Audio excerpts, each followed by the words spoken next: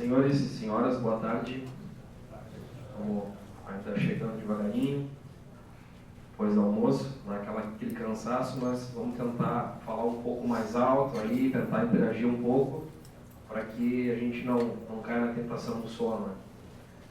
Então, me apresentando, para aqueles que não me conhecem, eu acho que é a maioria, tá? Eu sou o Diogo Ferreira, trabalho na PowerMig mais ou menos uns 2 anos, né? Sou supervisor de vendas da região sul. A gente está participando pela segunda vez aqui, né, no Workshop Weld. É um prazer estar aqui, trazer um pouco de informação, levar um pouco de informação, enfim, a gente conseguir trocar um pouco de experiência, né? Pessoal, a gente está meio cansado já de ouvir esse termo Indústria 4.0, né? A gente tem participado de muitas palestras, enfim, muitas informações, a gente às vezes se perde um pouco no conceito e principalmente na aplicação, né? Então, assim, a nossa ideia aqui é trazer um pouquinho do conceito da Indústria 4.0, mas sobre o ângulo da soldagem, um pouquinho diferente, olhar de um ângulo, um ponto de vista, né, que a gente não está habituado a nível Brasil, tá? Eu, sinceramente, não espero inovar aqui. A gente, né, o público é um público bastante seleto, então eu imagino que muitos de vocês já tenham bastante conhecimento do que a gente vai falar aqui, mas de qualquer forma, o que vale é a troca, né? Então eu espero, sinceramente, que vocês contribuem com conceitos, com aplicações, enfim, com experiências do dia a dia. Perfeito? Então, vamos lá. Bom, a nossa agenda, ela é basicamente falar um pouquinho da PowerMig. A gente precisa vender um pouquinho do peixe, é normal, né? Depois a gente vai falar então dos pilares, que todo mundo já conhece, de trás para frente. Falar um pouquinho da Indústria 4.0, o que a gente vê no dia a dia aí, enfim, né, nossos clientes, e o que a gente pode trazer ou falar um pouquinho. A realidade do Brasil, as oportunidades e riscos, importância da mão de obra sob o aspecto da Indústria 4.0 e como começar, por onde, como, o que eu posso fazer para dar o primeiro passo. Acho que isso é importante. Bom, falando sobre a PowerMig, a gente está localizado, a matriz, né, em Caxias do Sul. Nossa base é Caxias. Hoje a gente já tem algumas outras bases no Brasil, né, em Pernambuco, aqui em São Paulo, enfim, onde a gente tem os técnicos, né? Uma empresa de mais ou menos 60 funcionários com um viés de tecnologia. O nosso negócio é robotização focado em solda. Tá? Esse é o nosso grande negócio. Então é onde a gente vem se especializando, a gente vem aprendendo, né, se desenvolvendo na parte de robótica envolvendo soldagem. A PowerMig trabalha mais ou menos há uma década, tá? Há cerca de 8 anos nós temos um parceiro, que é a Panasonic, certo? A gente é o distribuidor autorizado a nível Brasil. A gente trabalha com desenvolvimento, enfim, de aplicações envolvendo os produtos da Panasonic e alguns produtos próprios, tá? A gente tem uma infraestrutura completa, desde estoque, hoje avaliado em 8 a 9 milhões de peças de reposição, curva ABC, tudo aquilo que for para dar um suporte de pós-venda adequado para o cliente. A gente sabe que existem diversos segmentos, cada qual com sua característica, tá? Hoje nós temos em média 160 clientes, 13 estados do Brasil, mais de 350 robôs funcionando. Principalmente alguns segmentos, né, como agrícola, rodoviário, enfim, linha branca, onde a gente mais tem robôs sendo soldando, né? Bom, o nosso carro-chefe é o robô da Panasonic, né? Como eu falei, o nosso parceiro. Por que Panasonic? Por que a gente tem essa parceria com a Panasonic? Porque aqui eu tenho alguns ganhos, alguns diferenciais, né? Por exemplo, uma fonte integrada, maior velocidade de comunicação. Esse é um dos conceitos, né? Sistema Towers. Então a fonte de solda, ela está interligada com o controlador. Então com isso eu tenho alguns ganhos de comunicação. A gente chama de uma comunicação mais limpa, né? Mais rápida, principalmente quando eu tenho que usar alguns recursos como touch sensor, arc sensor, onde o feedback precisa ser instantâneo. E aí a gente consegue ter alguns ganhos na leitura, velocidade, algumas curvas de soldagem, como HD Pulse, enfim, né? Curvas específicas para, basicamente, eliminar respingos, por aí vai. Outra característica é que o nosso produto é 100% Panasonic. desde a tocha, robô, fonte, enfim. Com isso a gente consegue chegar a um nível aí de 5 anos de garantia, né, no equipamento, no core aqui, que é o coração do nosso produto. Basicamente, então, nós somos integradores, a gente recebe o produto, faz todo o projeto, né, basicamente gira em mesa fixa, giratória, posicionador horizontal e orbital. Tá? A gente tem mais de 20 modelos distribuídos nessas 4 categorias aqui. Perfeito? Um grande diferencial da PowerMig é as soluções customizadas, né? Então, hoje a gente chegou a um nível de ser referência nacional em termos de projetos de grande porte, projetos chamados especiais, né? Projeto com células de 20, 30, por exemplo, essa é uma célula de 40 metros, 4 robôs, seguidor de junta laser, enfim, projetos customizados, né? Aqui é um outro projeto grande, com um posicionador móvel, um posicionador aí de 15, 20 toneladas. Então, são projetos bem customizados também, né? Bom, apresentei a PowerMig de uma maneira bem sucinta, né? A gente não é o foco principal. O foco é falar um pouquinho de indústria 4.0 na soldagem. Então, indústria 4.0. Bom, as revoluções desde a 1.0, 2.0, isso está no nosso dia a dia já.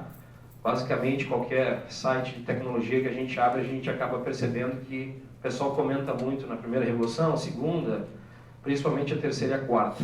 Evidentemente que nós temos um gap muito grande em relação à indústria 4.0. Todo mundo sabe a característica principal de cada revolução aí.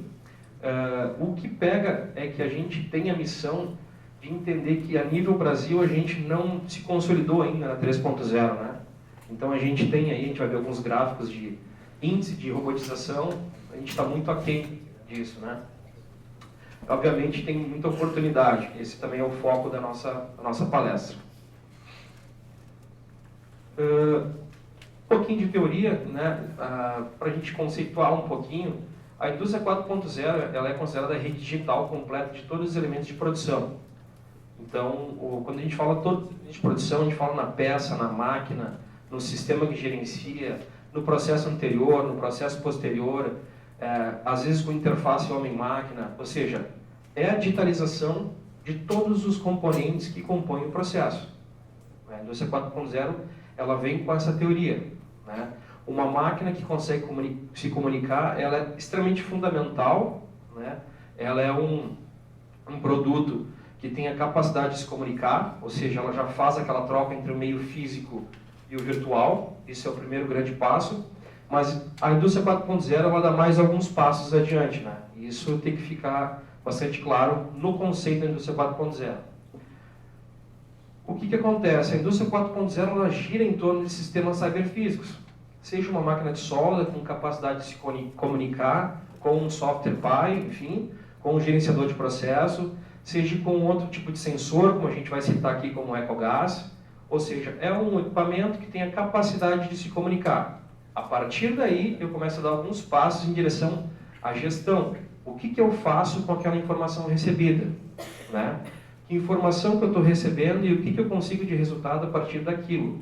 Tá? Então, isso é importante. Como que eu faço isso? Através dos sistemas cyberfísicos. A gente tem vários e a gente vai conceituar mais adiante. O que é isso? É um sistema mecatrônico, elementos de mecânica, eletrônica, mecatrônica, que consegue fazer transfere todas aquelas informações de produção, e a gente vai focar na tocha de solda, por isso indústria 4.0 na soldagem, mas eu recebo aquelas informações, eu colho ela em tempo real. Tá? Então, em outras coisas, eles permitem que peças, componentes, máquinas e sistemas sejam identificáveis a qualquer momento. Então, uma máquina lá na linha de produção que consegue se comunicar é um primeiro grande passo para a indústria 4.0. Mas ela vai muito além, né, pessoal? A gente não pode se basear, tirar por capricho e pensar apenas em solda. Dentro de uma empresa, numa linha de produção, indústria 4.0 é olhar para o primeiro passo. Seja o corte, seja a dobra, seja a estampagem. Tudo isso precisa estar conectado com o processo seguinte. Isso é indústria 4.0. A gente não pode se deter ao nosso, né, círculo do dia a dia que é a solda. Então, é preciso que os especialistas de cada área trabalhem em conjunto para que integrem os processos em cadeia vertical ou horizontal e acabem construindo o conceito da indústria 4.0. Entende? não é simplesmente uma etapa da produção. Indústria 4.0 é integralizar todos os processos, de forma independente, tomando decisões em tempo real. E de preferência com a integração horizontal, ou seja, o meu fornecedor sabe exatamente o que eu estou produzindo, quais são as características da peça, todas as variáveis. Falando de soldagem, a gente sabe que são várias, ou seja, eu tenho a garantia da qualidade do meu produto, né? E aí entra outros processos logísticos, entrega e por aí vai. Isso, na verdade, é tudo o conceito de indústria 4.0. Então, a gente precisa dar um passo além da solda. A indústria 4.0 é todo um sistema, né? É toda uma integralização de uma cadeia de produção. A gente sabe que a indústria 4.0 ela se baseia nos pilares, né? Nos 9 pilares, alguns são 10, enfim. A gente fala muito pouco de cibersegurança, por exemplo. Na integralização dos processos horizontais, falando com a cadeia de fornecedores e clientes, a gente esquece que nós precisamos caminhar muito na questão da cibersegurança. Como é que eu permito que o meu cliente, o meu fornecedor, tenha os meus dados de produção sem que eu garanta sigilo dessas informações? Aonde que a gente discute a nível Brasil cibersegurança? Muito pouco. Quase nada. Então, isso é essencial. Vocês vejam como há um gap ainda muito grande, né, do que a gente está habituado no mundo da solda, perto do que a gente precisa. Outros elementos são fundamentais, né? Eu cito muito, enfim, no dia a dia, a questão da Big Data. Nós exploramos muito pouco a questão da Big Data. Isso é um pilar extremamente importante. Vocês imaginam um robô que tem a capacidade de aprendizado, inteligência artificial. Chega um momento, né, que esse robô, com essa capacidade de aprendizado, ele vai se espelhar, ele vai se basear em informações de literatura. Então, todos os handbooks de soldagem, aquelas variáveis, aquelas EPS pré-qualificadas que a gente conhece, tudo aquilo vai servir de base para alimentar um robô que vai se utilizar dentro da inteligência artificial. Então, o robô vai consultar, ele vai saber que para depositar 400 gramas de solda, ele vai precisar usar 3 metros por minuto durante 4 segundos numa posição de soldagem tal, eu fecho meu loop. Essa vai ser o caminho final da indústria 4.0.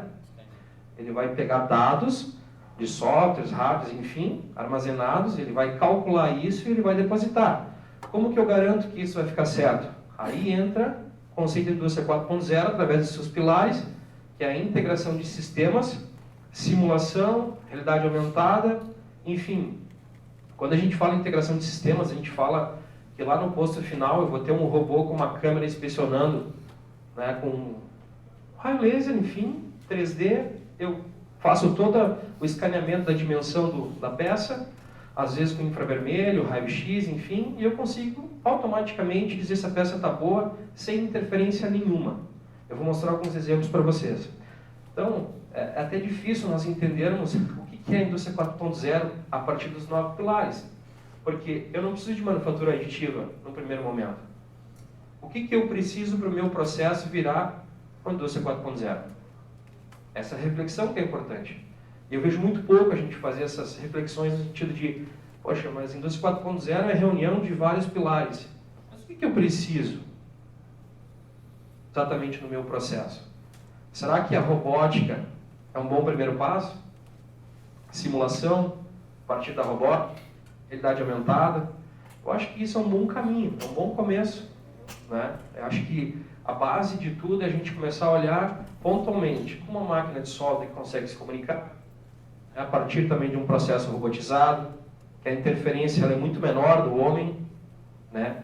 O tempo de ação e resposta, a resposta é muito mais rápida, tem menos interferências. A gente não tem muito o que fazer a não ser partir para esse caminho, porque o mundo lá fora está indo para esse caminho. Então não é uma escolha nossa. É algo que é real e a gente precisa ir para esse caminho. A gente não tem nem que escolher. Ou a gente sobrevive através da automação dos processos, onde for possível, obviamente, ou a gente vai acabar morrendo a médio prazo. Bom, basicamente, a partir dos 9 pilares, computação em nuvem, internet industrial, IoT, enfim, as máquinas se comunicando, os atuadores, sensores, parte de simulação, enfim, a gente cai nisso aqui. Basicamente, esses aqui são os elementos centrais. Então, análise de dados, engenharia digital, robótica e os sistemas cyberfísicos. Depois nós vamos falar um pouquinho melhor desses caras aqui. Pontualmente a gente vai exemplificar, né, o porquê desses elementos centrais, sendo que a base é a internet das coisas e a informação em nuvem. É o pontapé inicial. É a comunicação de todos os sistemas físicos. Pessoal, a gente falou aqui que a robótica é um dos elementos centrais. Eu posso tornar um processo manual com característica do 4.0? Pode. Até onde a gente sabe, pode. Não há problema nenhum. Porém, ele fica um pouco mais difícil, porque eu acabo tendo interferência humana, né? Interferência homem-máquina. Há necessidade de começar a fazer uma interferência, e isso acaba dificultando um pouco. Por isso que a robótica está tão avançada em países de primeiro mundo. Perfeito? Então, falando de robótica, esse é o cenário que a gente tem a nível mundial.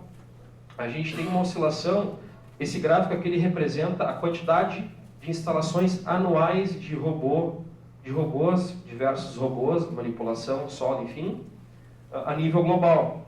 Então, vocês observem que de 2013 a 2018, passamos de 178 mil unidades instaladas para 422 mil unidades instaladas. Um salto aí de 230 e poucos %. De 2018 para 2019, a tendência agora, último dado da Federação Internacional de Robótica, uma informação de setembro, é que a nível global, a quantidade de robôs instalados ela se mantém estável, tá? Mas foi um ponto fora da curva. A tendência é que nos próximos anos aumente muito. Por exemplo, em 2020, 10% em torno de 2000, em relação a 2019, e aí cresça uma média de 12 pontos percentuais aí ao ano. Então a gente está vendo que não é uma mera tendência, né? É uma realidade. A questão da robótica no mundo ela só aumenta.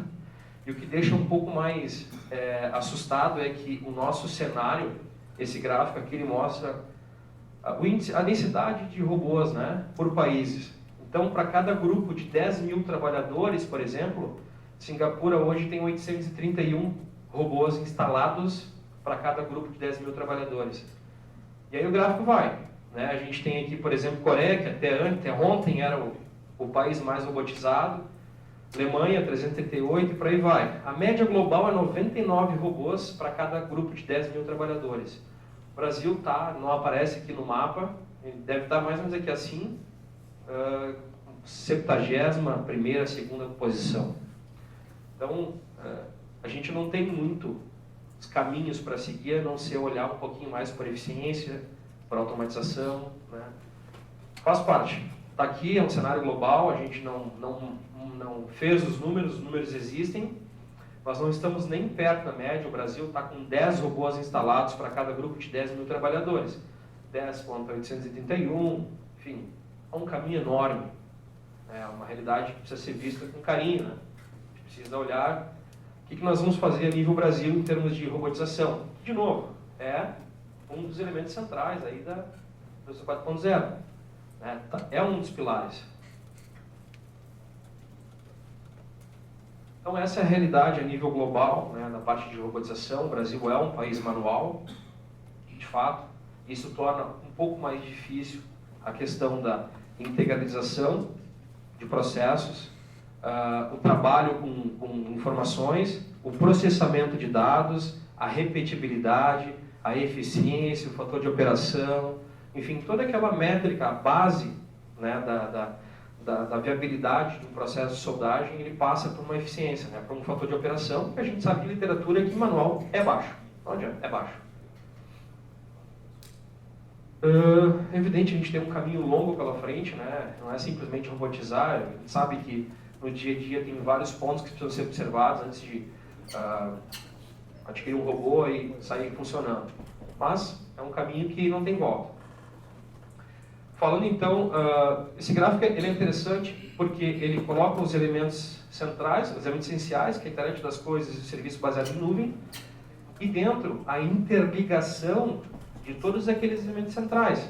Então, a análise de dados, a engenharia digital, a integralização vertical, horizontal, sistemas inteligentes, sistemas que começam a tomar decisões sozinhos, que começam a tirar informações, processar essas informações e tomar decisões a partir daquelas informações obtidas. Então, realmente a gente precisa começar a trabalhar com as informações colhidas. Esse vai ser um próximo grande passo, né?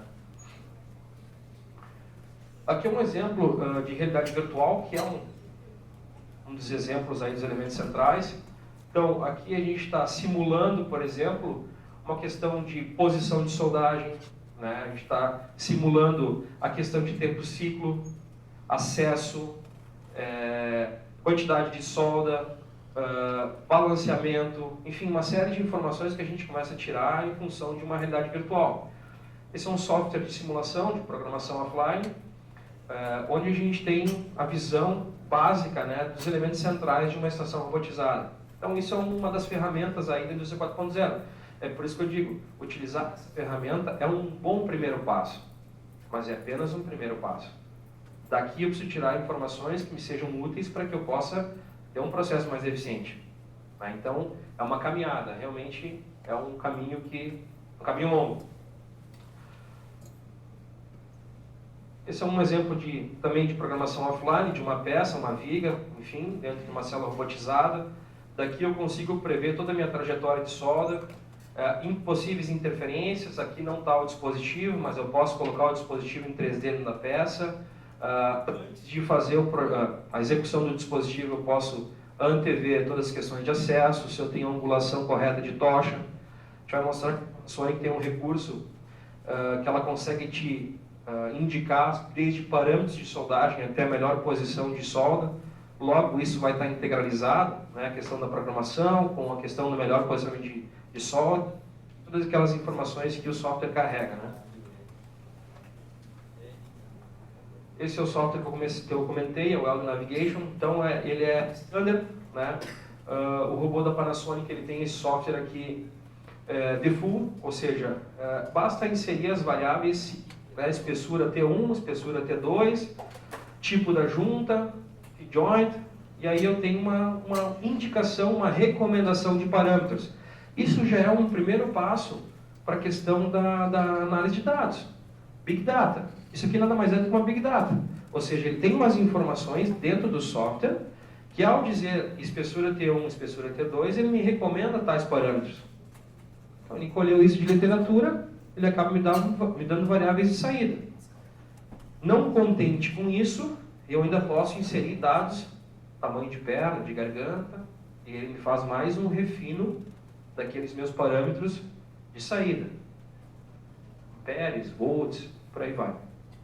Então, o que? São ferramentas, né, são softwares que estão intimamente ligados com a indústria 4.0. É mais uma dos pilares, mas é necessário a integralização dessas ferramentas, né? Outro ponto importante no processo, a gente vai ver um vídeo animando depois, que para tu checar isso, não ter interferência humana, um processo rápido, eficiente, hoje já está muito comum no mercado as câmeras de visão, 3D, um laser, que te fazem o escaneamento de toda a peça de uma forma rápida, precisa e uma liberação de processo.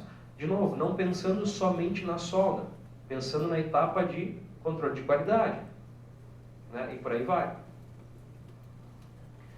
Então, essa câmera, por exemplo, ela consegue varrer praticamente todos os tipos de junta, né? Juntas sobrepostas, filete, geometrias mais complexas, curvadas, e aí vai. Vou mostrar um exemplo agora para vocês. Aqui numa feira, no Japão, na Panasonic. Por exemplo, eu tenho um robô de solda, que nesse caso ele está manipulando, um sistema de ventosa simples. Então, pegou a peça. Tem um outro robô também de manipulação, isso aqui numa feira. Esse robô vai pegar a primeira peça, ele vai posicionar ela. O outro robô, ele pegou outra parte, outro componente que forma a junta. O robô do meio vai fazer o ponteamento.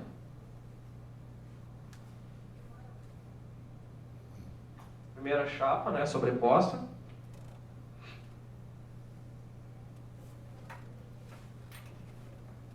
Aí o robô vai pegar um outro componente. Robô segurando peça. Vejam que aqui a questão de dispositivos ela é eliminada. O que hoje é mais vantajoso? Investir em ferramental ou num robô que faz o posicionamento? As coisas estão mudando muito rápido. Daqui a pouco a questão de ferramental ela começa a ser mais dispendiosa do que um próprio robô, uma pinça fazendo às vezes de uma mesa posicionadora. Então, agora o próprio robô de solda com um scanner 3D já fez a programação, passou aqui no vídeo, sem interferência humana. Eu não fiz a programação ponto a ponto tradicional. O robô passou com uma câmera, fez a programação.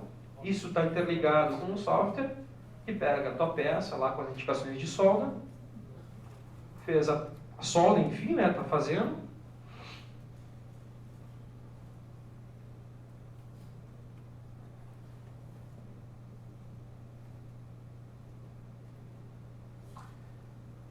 Após o término da soldagem, o próprio robô vai levar num outro sistema de inspeção.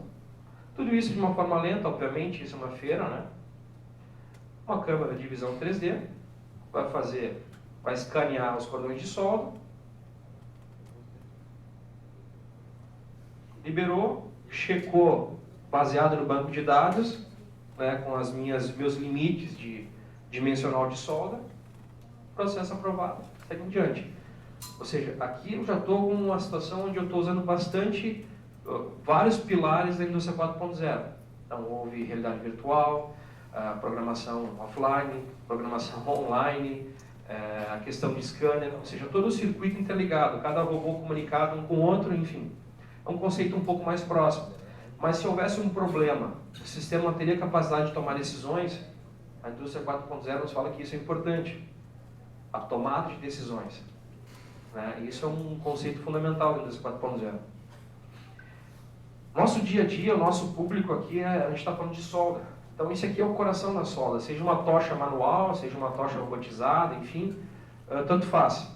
A indústria 4.0, ela fala que, voltada à soldagem, obviamente, ela fala que o mais importante é que eu consiga extrair informações de todos os elementos que compõem o meu sistema de soldagem.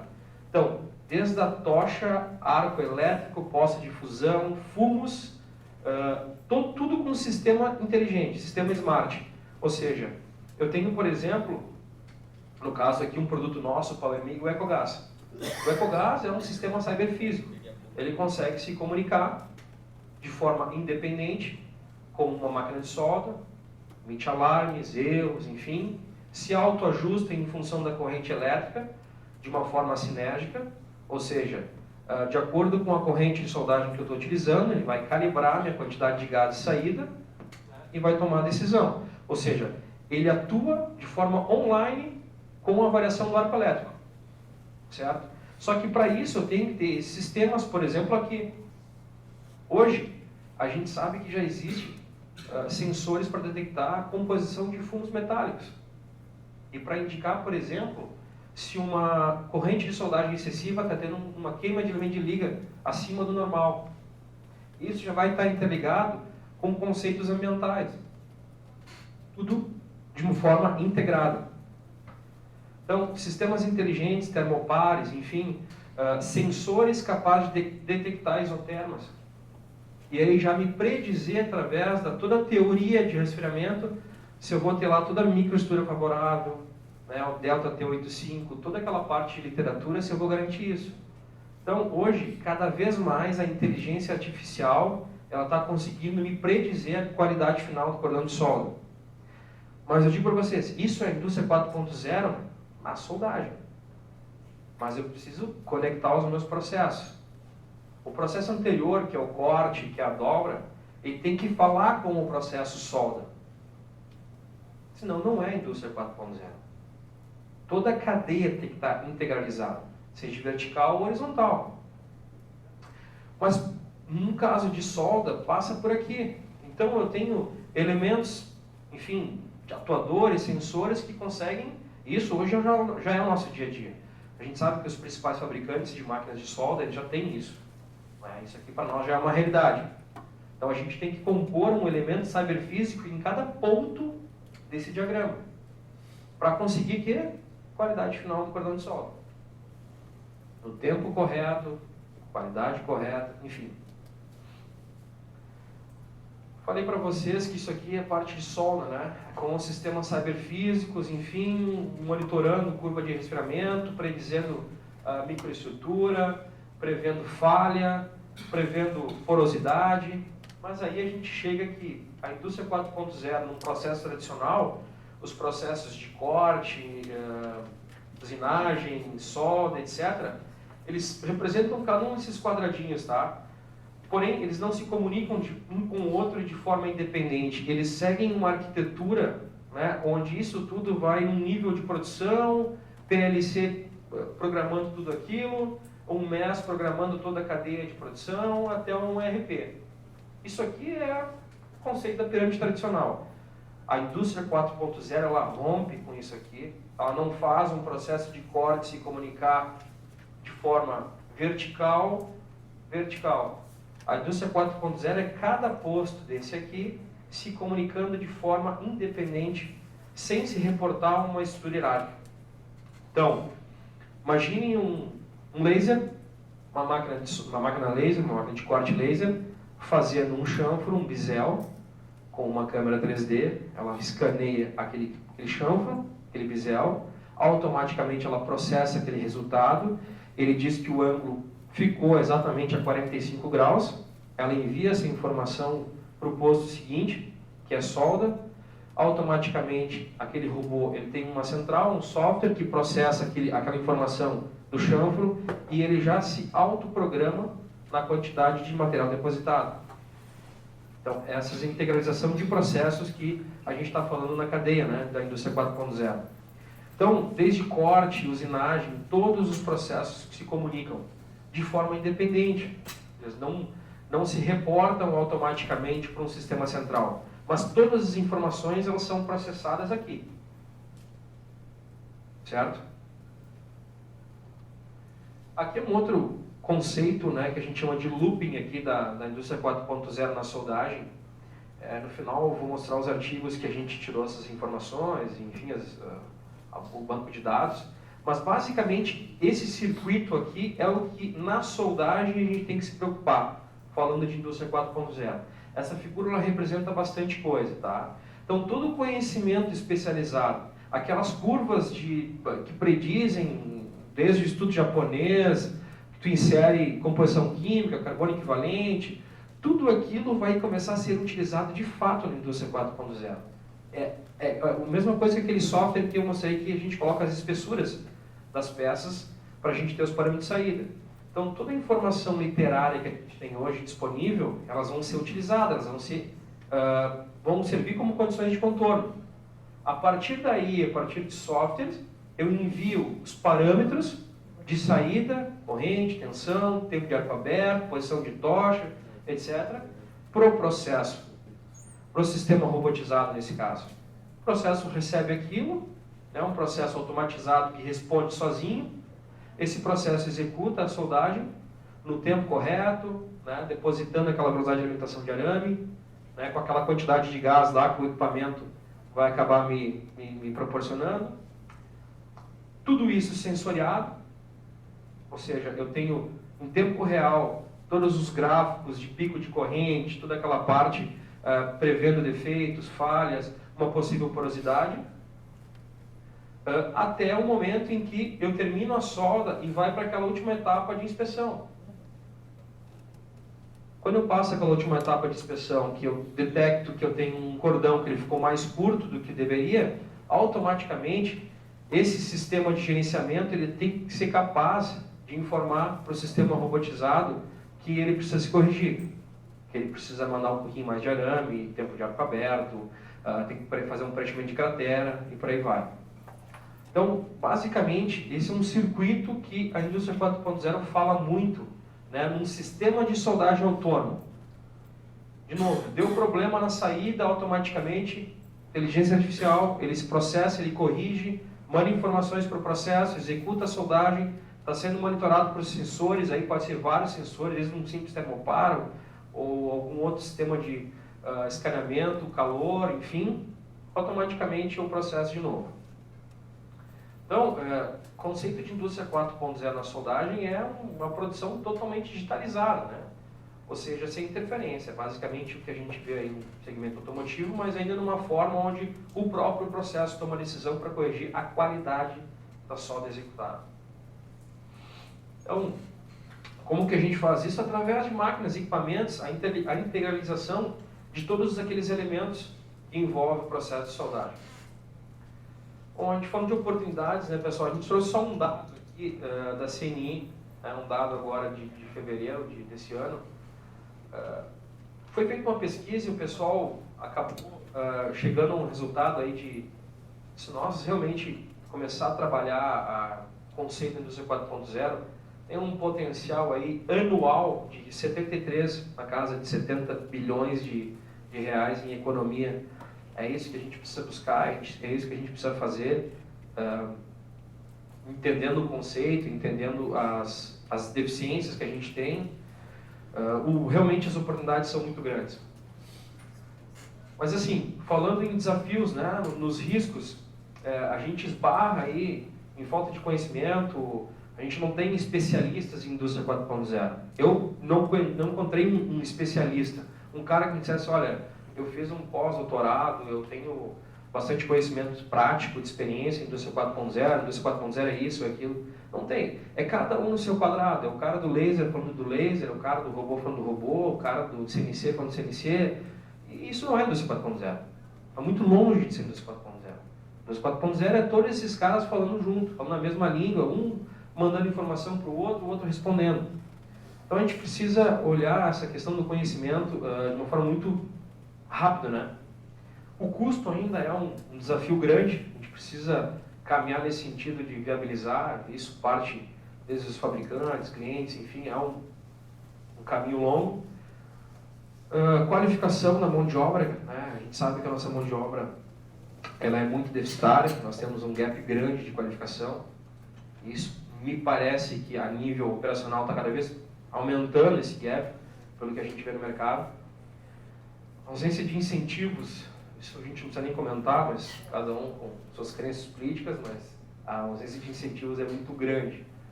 Então, é outro grande desafio, né? E a inexperiência no processo de transição. Esse item 5 aqui, pessoal, a dificuldade que aquela empresinha no interior tem de entender que o primeiro passo precisa ser dado, e ele precisa ser muito sólido. Não é chamando talvez uma empresa especialista e mudando tudo. Às vezes o cara quer reaproveitar um sisteminha de corte, um sisteminha de furação, aí tem que botar em R12, é toda uma caminhada, né? Então, o primeiro passo é entender onde tu quer chegar, e a partir daí tu traçar planos anuais, etc. Aqui a gente até colocou, esse próprio artigo aqui, ele coloca que um dos principais desafios que é a qualificação. Então, as empresas devem focar na capacitação dos funcionários, e aí entra numa questão de empresariado, né? Se preparando para lidar com as ferramentas providas pela indústria 4.0. Também é interessante organizar a gestão da empresa em times multidisciplinares, né? E aí entra todo um conceito de trabalho em equipe, que a gente sabe que aí tem um RH trabalhando, enfim, aquela coisa toda. Mas o desafio é enorme, o gap Brasil-mundo, ele é gigantesco, a gente precisa trabalhar. Uma dica de por onde começar, bom, Senai, né? O Senai está aí para ajudar, hoje eles têm uma ferramenta que eles medem o nível de automação, indústria 4.0, no seu processo, então eles medem a maturidade, né, do teu processo atual. Senai não vai olhar apenas para a solda, o Senai ele vai olhar para a tua cadeia de produção. Isso que é interessante. Talvez o primeiro passo não seja exatamente na solda, talvez seja. A gente precisa respeitar, né, os passos corretos para se chegar a uma indústria 4.0. Então, ele basicamente ele avalia a maturidade em função do modelo de negócio, onde eu estou inserido, qual é o meu segmento, como estão os meus concorrentes. Então, aí tem um marketing envolvido também, tem uma proposta a longo prazo, de planejamento, estratégia de organização, né, e a manufatura em si, a própria produção. Como é que está a minha maturidade? Outra possível ajuda, contate-nos. Daqui a pouco a gente pode cooperar nesse sentido, principalmente quanto aos primeiros passos, né, que são essenciais, que é a automação. Nós temos feito projetos de integralização, ou seja, dentro da linha de soldagem, robôs manipulando, soldando, câmeras de visão. Isso já é realidade, a gente já desenvolveu, então a gente tem condições de uma forma muito madura, respeitando o que é disponibilizado no Brasil, até onde a gente pode ir. Olha, não é o nosso caso. Nós fizemos trabalhos de manipulação, a gente também está capacitado para isso, não é o nosso core, nem sempre a gente é competitivo. Nós realmente, a gente tem grandes vantagens, né, grandes conhecimentos na parte de soldagem, de robótica envolvendo soldagem. Pessoal, a apresentação era isso.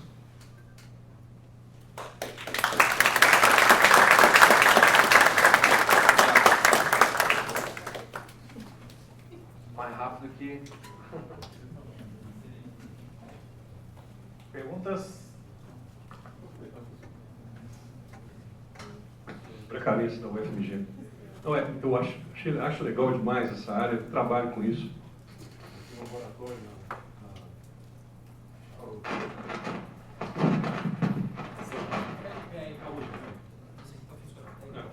Eu tenho um laboratório na UFMG, eu fundei esse laboratório em 96, exatamente com o conceito de soldagem robotizada.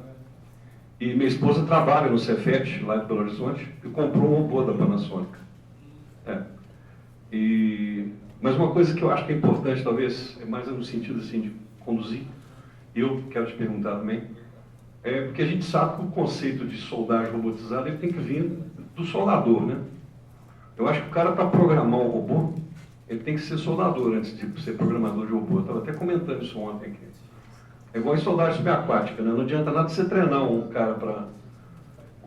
mergulhador para soldar, né? O ideal é você treinar um soldador para mergulhar. Mais ou menos por aí. Como é que é a filosofia suas lá de transferir essa tecnologia para a indústria? Vocês da Power MIG. Como é que vocês tratam esse assunto lá? Obrigado pela pergunta, pela oportunidade. Esse aqui. Alô, alô?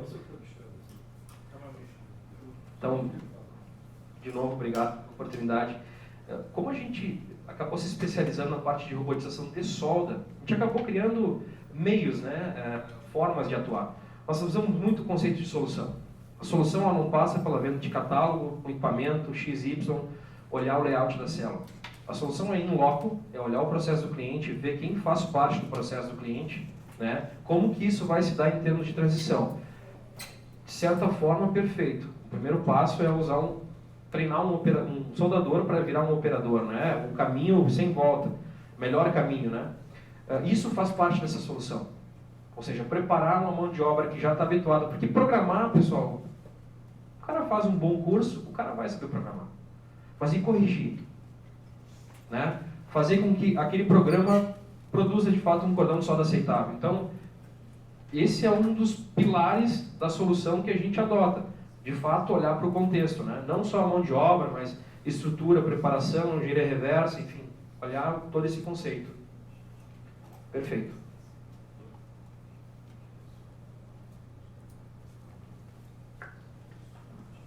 Boa tarde, Geraldo, da Weltonote. Eu queria fazer uma pergunta com base na dificuldade que a gente vê na indústria, na programação do robô para soldar quando não é produção seriada. Então, a gente vê que num trabalho em que existe a necessidade de programar e a programação demora quase um dia para fazer uma solda em 2 dias, ou seja, do material que não é seriado, né? É o que a gente vê na indústria, não compensa o investimento na robótica. Entretanto, já começou a aparecer, que foi criado por alguns alunos de uma universidade, acho que foi da Dinamarca, robôs com conceito amigável, ou seja, o robô ele está do lado da área de trabalho e existem vários sensores que, se ele tocar em alguém, enfim, ele para. E é fácil posicionar a cabeça do robô para fazer com que o tal programador que demorou 8 horas reduza. Como é que está essa realidade para quem integra como vocês estão fazendo? Legal. Até vou voltar aqui no slide que a gente comentou um pouquinho para dar uma reforçada. A gente tem hoje, por exemplo, essa programação offline, ela é um bom passo para resolver isso. Eu tenho produção que não é seriada, eu tenho diferentes modelos. Vou necessitar de setup. Poxa, o cara tem 200 itens para programar. Obviamente que parar para fazer o programa para 200 itens, eu praticamente vou engessar minha célula. Primeiro passo para um cliente que tem um mix grande de peças, a gente começa a trabalhar, a pensar num conceito de programação offline. Prestador de serviço. O cara não tem um produto próprio.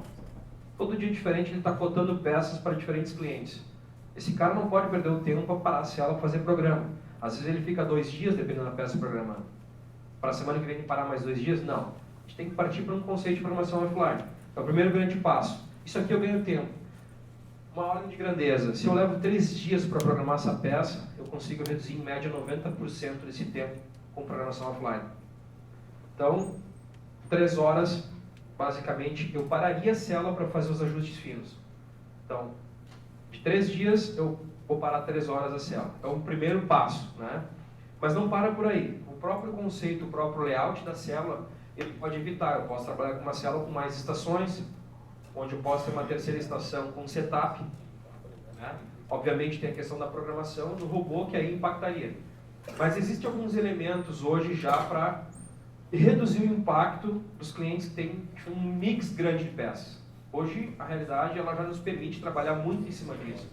Né? A gente já tem condições, já tem meios. Isso aqui já é uma realidade, isso aqui já existe. Né? Então a gente consegue reduzir aí 90% da parada de célula. Obviamente isso aqui, essas informações são passadas, a máquina tem que fazer o check, né? Enfim, mas mais ou menos é isso. Se eu conseguir responder. Beleza. Alguém?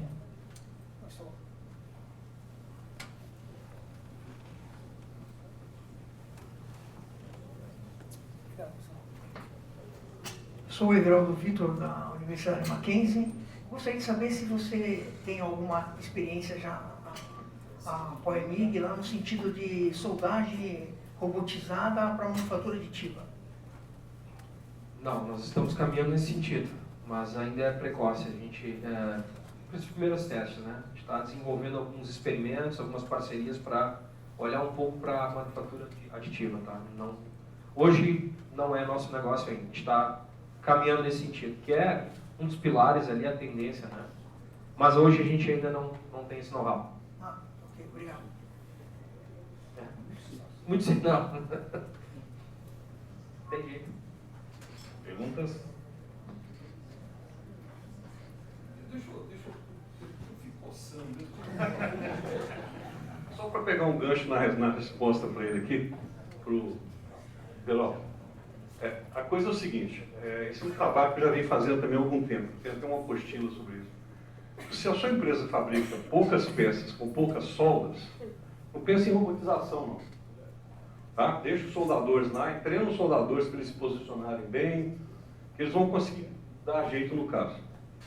Se sua indústria, se sua empresa fabrica poucas peças, né, mas com muitas soldas, aí você pode começar a pensar em robotização. Mas nesse caso especificamente, uma mecanização já resolve. Tá? Um dispositivo, uma tartaruga, um sisteminha com 3D, já dá para resolver. Se a sua empresa fabrica muitas peças com poucas soldas, aí já dá uma robotização legal, que é uma grande parte das autopeças, né? Então já dá para pensar em robotização. É lógico que tem que trabalhar em cima do conceito, né, de posicionamento e tudo mais. E, finalmente, se a empresa fabrica muitas peças com muitas soldas, que é o caso de algumas caldeirarias, né, pequenas caldeirarias, né, CNH, por exemplo, é uma, aí a robotização entra também muito bem. Então, são os dois últimos casos. Né? Poucas peças com muitas soldas e muitas peças com muitas soldas. Esses valem robotizar. Daí para baixo você tem que pensar. Tá? Perfeita colocação. É. Nem tudo é para robotizar, né? Sabe? Nem tudo é para robotizar. Não, nem É porque tudo. você falou de offline, eu também trabalho com offline. Nem sempre offline é uma solução. Não, nem Por sempre. exemplo, eu robotizei a Bardella, aqui em Sorocaba. Né? Lá nós usamos a robotização, o offline, porque não dava tempo de programar um robô. Não. Era um sistema de pórtico. E era muito complicado ligar aquele negócio. Então foi feito offline. Depois, sim, nós vimos o sistema mexendo. Né? Enfim, a universidade está olhando lá na frente, então a gente percebe aqui, professor, que a tendência é o nem ter mais interferência em programação. Em 1 ano, 2 anos, o próprio robô vai fazer o programa automaticamente. Exatamente. Isso vai ser um ponto em que vai ajudar muito isso. Isso. Nós temos que estar preparado, né, para que a gente entenda que o próprio sistema vai se programar. Isso. E até aproveitando o gancho rapidamente, o que o nosso trabalho, na verdade, eu praticamente estou me tornando um especialista em análise de viabilidade. Eu, particularmente. Para mim, o primeiro ponto de vista é olhar o ponto de vista do cliente. Ou seja, isso tem que ser viável, cara. A gente tem que falar a mesma língua, tem que mostrar resultado. Não é mais uma venda de uma máquina. Hoje as coisas estão muito integradas. Simplesmente não se chega e vende o equipamento, abre o catálogo disso aqui. A gente tem que provar muito a viabilidade. Então a gente tem se tornado muito forte na questão de olhar os resultados. Ou seja, quantas pessoas eu consigo realocar? Né? Qual a quantidade de gás que eu consigo? Vou trocar 5 máquinas, estou falando de 5 tochas a 13 litros por minuto contra uma a 20. Poxa, tem um desperdício enorme de gás. Energia elétrica. Então isso é o primeiro norte. Né? Tem viabilidade? Tem. Então vamos botar o pé. Essa análise tem que ser primeiro, tem um raio-x rápido. Né? É isso.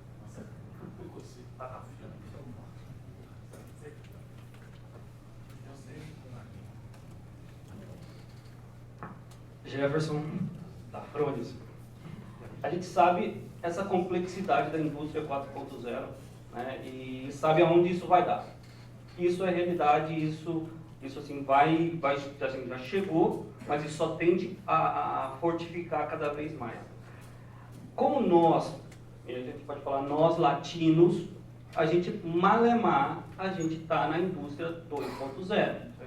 Porque, assim, essa produção em massa não é eu ter um montão de cabine, um montão de soldadores, chega no final, tem que fazer todo o retrabalho de novo. Isso não é conceito de indústria 2.0. Como você visualiza o nosso mercado atual, para onde isso vai e essa flexibilidade da cadeia produtiva das empresas? Porque, assim, também dentro do conceito indústria 4.0, é justamente flexibilizar meu modo produtivo. Então, assim, pensando que nem tudo pode robotizar, ou nem tudo trabalha dentro da indústria 4.0, isso não é bem assim. Porque esse é um dos conceitos, é eu poder fazer peças ou produtos diferentes dentro da minha produção. Isso aí. O que eu uso desse gráfico aqui, né? O que eu uso desse cara aqui? Para o meu processo, o que isso aqui serve? O que não serve? Com toda minha opinião, minha sinceridade, eu acho que em 3 a 4 anos vai ser passada a régua, né, a nível Brasil. Quem realmente tem um embrião que realmente até aquele raio crítico lá na solidificação que vai conseguir sobreviver, ele vai sobreviver. Quem não vai conseguir vai morrer, porque a China é uma realidade no porto. Então todo aquele produto que hoje, aquela suspensão que eu produzo aqui, ela vai chegar pela metade do preço. Como já acontece no robô, enfim. Isso é uma realidade, não tem volta. Então as empresas que hoje estão, mas será que eu coloco um robô? Será que eu coloco uma máquina com monitoramento? Esse cara não vai ter mais a opção de escolher. Esse cara faz ou morre. É muito simples, isso em 3 anos. É fato, as coisas estão mudando muito, de forma muito dinâmica. E, de fato, o robô não é a solução de tudo, mas em muitos casos ele é a única solução.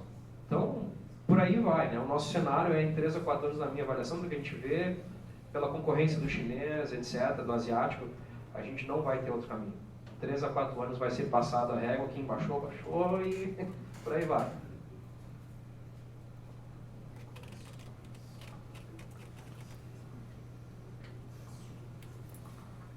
Oi, Décio da GR Newcom. Podia voltar na página do Programação Offline? Deixa eu ver se eu posso. Essa aqui. Essa daí. Como é que está hoje a programação offline para uma condição onde a gente tem uma peça com um chanfro que tem várias camadas de solda para fazer e um chanfro que não é cortado no laser, não foi usinado, tem uma variação. Como é que está a maturidade hoje, Edu? Como é que está a maturidade hoje para o sistema se auto-adaptar ou para entender essas variações todas? Esse é o desafio, né? É aqueles 5 desafios que eu listei ali. Mas, na verdade, eu até aproveitando a pergunta do Daniel, né? Desculpa, Jefferson. Do Jefferson, análise da maturidade do processo é o primeiro passo, né? Daqui a pouco não tem jeito. Tu não vai botar uma câmera para fazer a leitura de um chanfro que está automaticamente, sistematicamente fora de posição. Ou seja, a cada peça, a cada lote que eu tenho, eu recebo um chanfro fora. A gente não vai botar uma câmera ali porque não é ali o primeiro passo para a indústria 4.0. O primeiro passo é voltar atrás e melhorar o teu corte. É aquela cadeia natural, não tem jeito. Nós somos muito sinceros para falar isso para o cliente. Muito sinceros mesmo, porque uma célula mal colocada, enfim, aquilo ali é um ponto negativo, né? Então, o primeiro passo é olhar o teu processo. O cliente tem variação dimensional, o cliente tem variação de junta. Ótimo. Os recursos do robô já são suficientes para compensar aquilo, ou boa parte daquilo? Sim. Beleza. A gente faz um mapeamento de junta por junta no cliente e diz, ó, 80% das tuas juntas o meu robô é capaz de produzir com qualidade. Os outros 20%, tu vai ter que fazer um processo de engenharia reversa. É muito simples. Essa transparência ela tem que ser muito real, né? Porque senão gera uma série de frustrações e a gente está cansado de ver cliente no mercado que, robô não é a solução. Mas realmente não é, mas naquele caso é, enfim. Então, o chanfro precisa ser garantido, né? Mas o robô hoje, os robôs têm tecnologia para absorver isso. Com relação a multicamadas, falando especificamente no robô da Panasonic, nós temos um software chamado Multipass, que ele é capaz de, na programação offline, determinar a quantidade de passes, de acordo com a espessura da chapa, do bisel, etc. Então a gente tem esse recurso, ele funciona muito bem.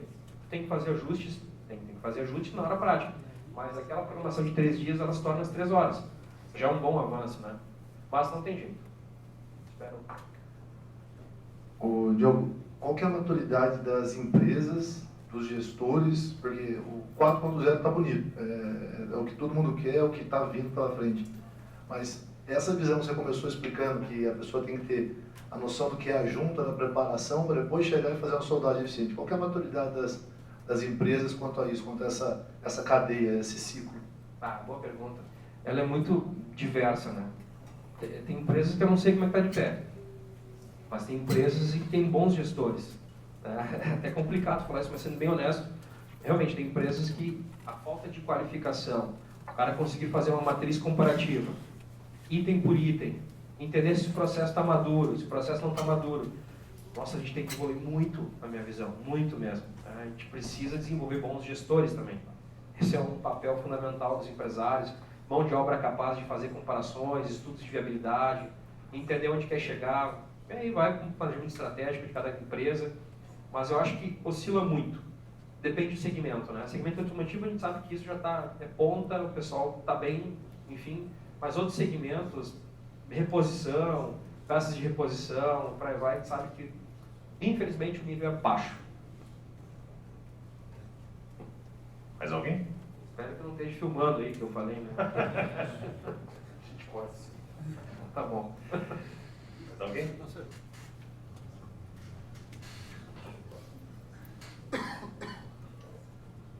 Boa tarde. Boa tarde. Roberto. Eu queria saber de você, você só tem aqui na PowerMig robô fixo, tem também robô móveis, que se move? Não, nós temos, na verdade, temos esse conceito, robô fixo, robô móveis, pórticos, né, sobre cabeça. Esse é, por exemplo, uma célula que ela tem 20 metros de comprimento, o robô se desloca, né? Mas esse robô não necessariamente precisa estar numa base. Ele pode estar num pórtico, numa goleira. Depende do acesso, a largura da peça. Não, eu perguntei porque 3 anos atrás eu estava na Alemanha, na usina nuclear de Neckar-Westheim. Eles estão desmontando tudo lá. Eu vi uma armada de robô lá dentro do reactor impressionante. Parece um show lá porque cada robô tinha uma função especial para cortar, para tudo, para tirar tudo. No reactor eu contei mais ou menos 30 robôs lá dentro. Especialmente se for indústria automotiva, aí a gente sabe que é o circuito fechado, tudo controlado remotamente, enfim. a maturidade de cada segmento, né? Tá ok. Maturidade de cada segmento. Tá bom, obrigado. Mais alguém? Show? Jogo, mais uma vez, obrigado. À disposição.